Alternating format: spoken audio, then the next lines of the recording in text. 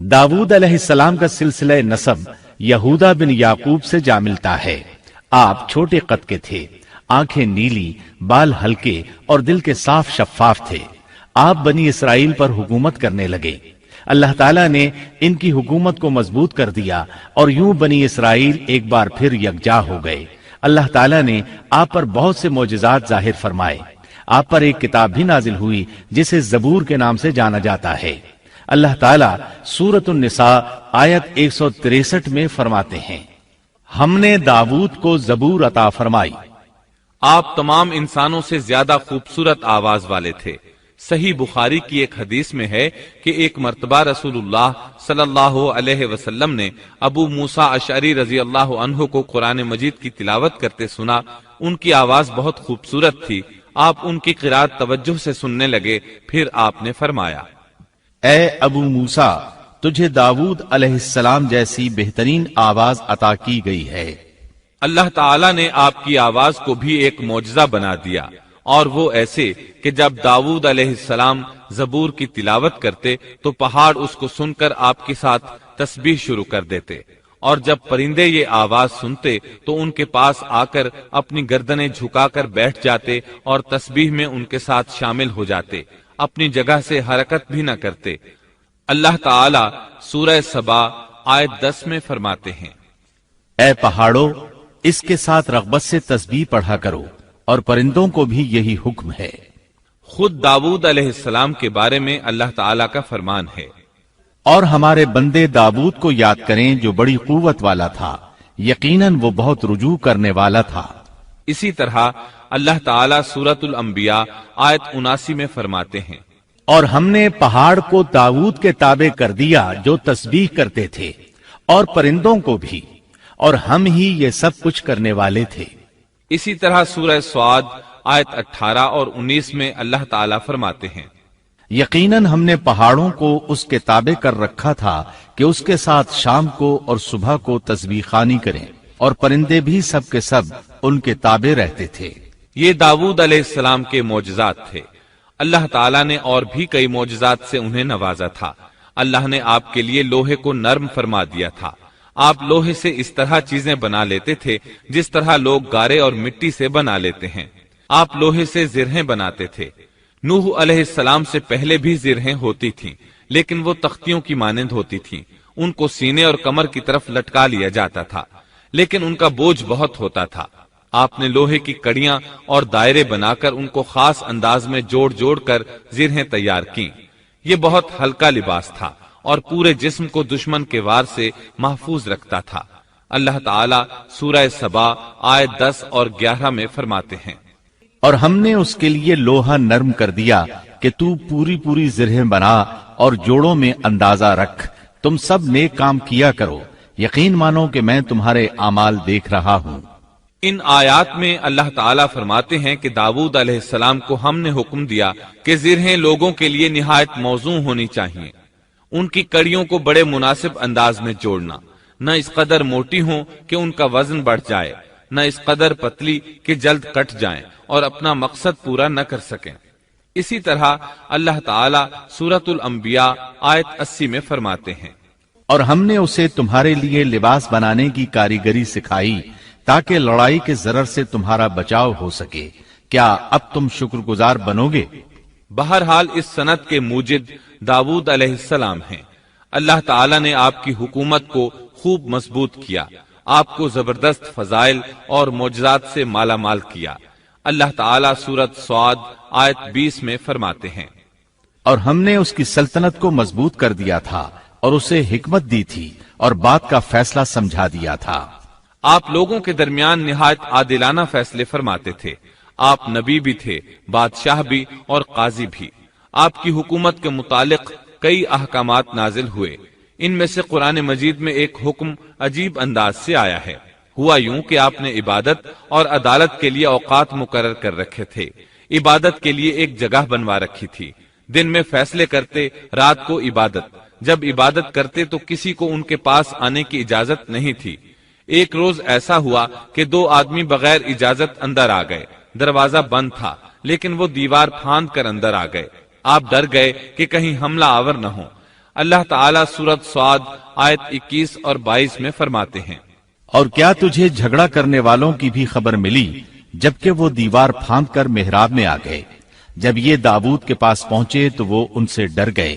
وہ کہنے لگے، خوف نہ کیجیے، ہم مقدمہ کے 2 فریق ہیں، ہم میں سے ایک نے دوسرے پر زیادتی کی ہے، لہٰذا آپ ہمارے درمیان حق کے ساتھ فیصلہ کر دیجئے اور ناانصافی نہ کیجیے اور ہمیں سیدھی راہ بتا دیجیے۔ داؤد علیہ السلام نے فرمایا، بتاؤ تمہارا کیا مسئلہ ہے؟ ان میں سے ایک نے کہا، یہ میرا بھائی ہے، اس کے پاس 99 دمبیاں ہیں اور میرے پاس ایک ہی دمبی ہے، لیکن یہ مجھ سے کہہ رہا ہے کہ اپنی یہ ایک بھی مجھے دے دے اور مجھ پر بات میں بڑی سختی برتتا ہے۔ اس آیت کی تفسیر میں ہے کہ ایک دمبی والے بھائی نے کہا، یہ میرا بھائی بہت چالاک ہے، برے طریقے سے بات کرتا ہے، کہتا ہے کہ میری دمبیاں چرنے جاتی ہیں تو اس اپنی ایک دمبی کو بھی ان کے ساتھ بھیج دیا کرو۔ جب میری دمبی اس کی دمبیوں کے ساتھ آنے جانے لگ گئی تو اب یہ کہتا ہے کہ یہ بھی میری ہے، اب میں خالی ہاتھ ہوں۔ اس طرح میں اس کے ظلم کا نشانہ بن چکا ہوں۔ داؤد علیہ السلام نے فوراً کہا، اس کا اپنی دمبیوں کے ساتھ تیری ایک دمبی ملا لینے کا سوال واقعی تیرے اوپر ایک ظلم ہے، اور اکثر حصے دار اور شریک ایسے ہی ہوتے ہیں کہ ایک دوسرے پر ظلم کرتے ہیں، سوائے ان لوگوں کے جو ایمان لائے اور جنہوں نے نیک عمل کیے، اور ایسے لوگ بہت ہی کم ہیں۔ داؤد علیہ السلام نے دوسرے بھائی کی بات سنے بغیر ہی اسے ظالم ٹھہرا دیا۔ آپ کا فیصلہ سنتے ہی دوسرا بول اٹھا، آپ نے میری بات تو سنی ہی نہیں اور فیصلہ دے دیا، پہلے آپ میری بات تو سنتے۔ داؤد علیہ السلام فوراً بھانپ گئے کہ ان سے غلطی ہوئی ہے اور سمجھ گئے کہ یہ اللہ تعالیٰ کی طرف سے آزمائش ہے۔ آپ نے فوراً توبہ کی، اللہ کی طرف رجوع کیا اور استغفار کرنے لگے۔ اور داؤد سمجھ گئے کہ ہم نے انہیں آزمایا ہے، پھر تو اپنے رب سے استغفار کرنے لگے اور عاجزی کرتے ہوئے سجدے میں گر پڑے اور پوری طرح رجوع کیا۔ پس ہم نے بھی ان کا وہ قصور معاف کر دیا، یقیناً وہ ہمارے نزدیک بڑے مرتبے والے اور بہت اچھے ٹھکانے والے ہیں۔ اس کے بعد اللہ تعالیٰ سورت سعد آیت 26 میں فرماتے ہیں، اے داؤد، ہم نے تمہیں زمین میں خلیفہ بنا دیا، تم لوگوں کے درمیان حق کے ساتھ فیصلہ کیا کرو اور اپنی نفسانی خواہش کی پیروی نہ کرو، ورنہ وہ تمہیں اللہ کی راہ سے بھٹکا دے گی۔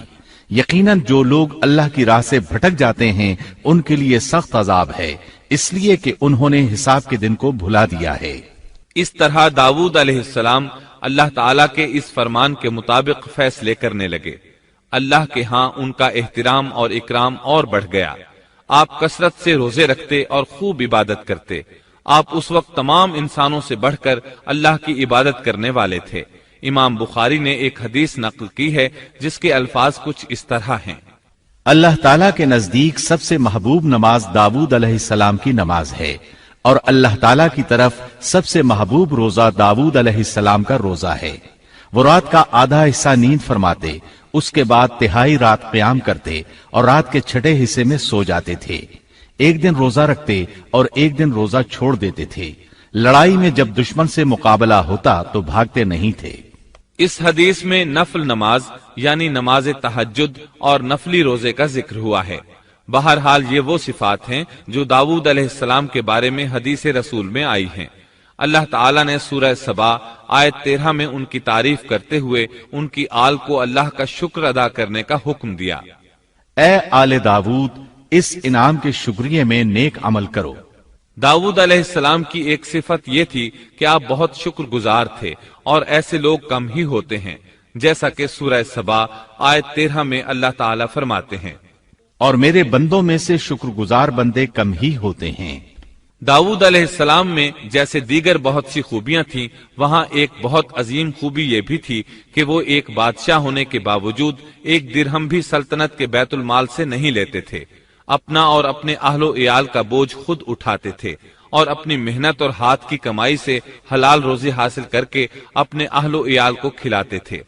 داؤد علیہ السلام کی اس عظیم صفت کو نبی کریم صلی اللہ علیہ وسلم نے یوں بیان کیا ہے، صحیح بخاری میں ہے، کسی انسان نے اس شخص سے بہتر روزی نہیں کھائی جو خود اپنے ہاتھ سے کما کر کھاتا ہے۔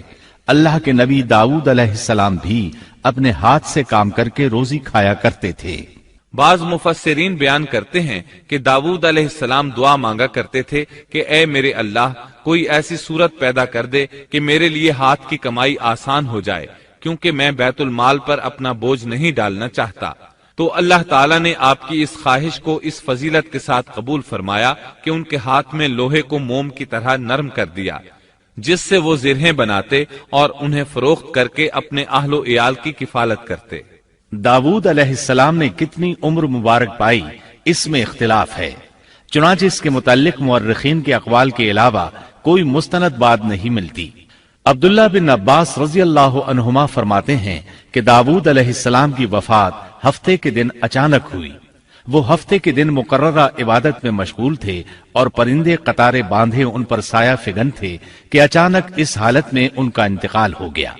इसके बाद आपके फर्जंदे अर्जुमंद ने उमूर सल्तनत को संभाल लिया। ये सुलेमान अलैहिस्सलाम थे।